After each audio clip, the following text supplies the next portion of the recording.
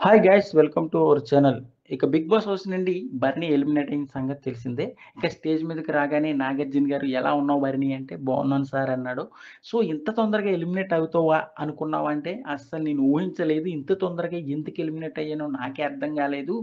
అంటే సరే హౌస్‌మేట్స్‌తో మాట్లాడదామా అంటూ నాగార్జున గారు అయితే బర్నీని అనగానే "మాట్లాడదాం సార్" అన్నారు.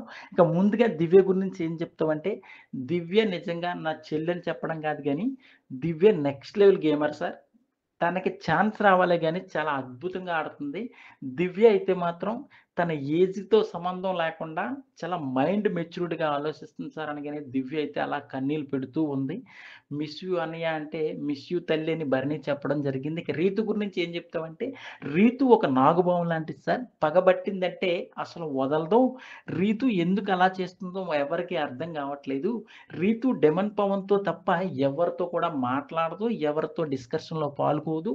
వాళ్ళిద్దరే బిగ్ బాస్ హౌస్‌లో ఉన్నట్టయితే నాకనిపిస్తుంది సార్ అని చెప్పగానే, ఇక తనూజ గురించి ఏం చెప్తామంటే తనూజ నా కూతురు.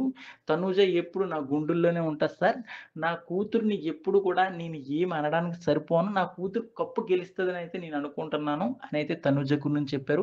ఇక సంజన గురించి ఏం చెప్తావు భరణి అనగానే, సంజన 2 వీక్స్ అయితే మాత్రం రెచ్చిపోయింది సార్. ఇప్పుడైతే ఆట కనబడట్లేదు. తన ఫ్యామిలీ గురించి చాలా ఇబ్బంది పడుతూ, తన ఫ్యామిలీ గురించి ఆలోచిస్తూ ఉంటుంది.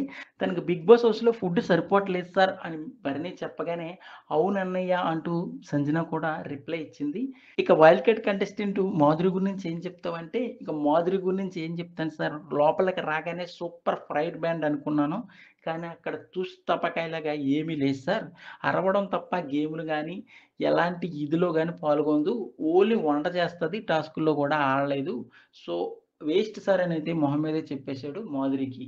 ఇక అలాగే వైల్డ్ కార్డ్ కంటెస్టెంట్స్‌లో నీకు ఎవరు బాగా గేమ్ ఆడుతున్నారనిపించిందంటే, నాకైతే గౌరవ్ చాలా బాగా ఆడుతున్నాడు సార్.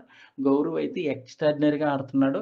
సో, గౌరవ్ అయితే టాప్ 5లో ఉంటాడని నాకనిపించింది అంటూ గౌరవ్ గురించి చెప్పగానే, thank you so much sir అంటూ గౌరవ్ కూడా భరణికి థాంక్ యూ చెప్పాడు. ఇక చివరగా సుమన్ శెట్టి గురించి ఏం చెప్తావు భరణి అంటే, సుమన్ శెట్టి బాండింగ్, నా బాండింగ్ అది నెక్స్ట్ లెవెల్ సార్. సుమన్ శెట్టితో నేను ఏ విషయాన్నైతే పంచుకునేవాడిని, ప్రతీది కూడా సుమన్ శెట్టి నాకు చెప్పేవాడు. నేను సుమన్ శెట్టికి చెప్పేవాడిని. ఒక అద్భుతమైన రిలేషన్ అయితే సుమన్ శెట్టికి నాకు ఏర్పడింది సార్ అంటూ సుమన్ శెట్టి మీదైతే ఒక అద్భుతమైన కామెంట్స్ చేశారు భరణి.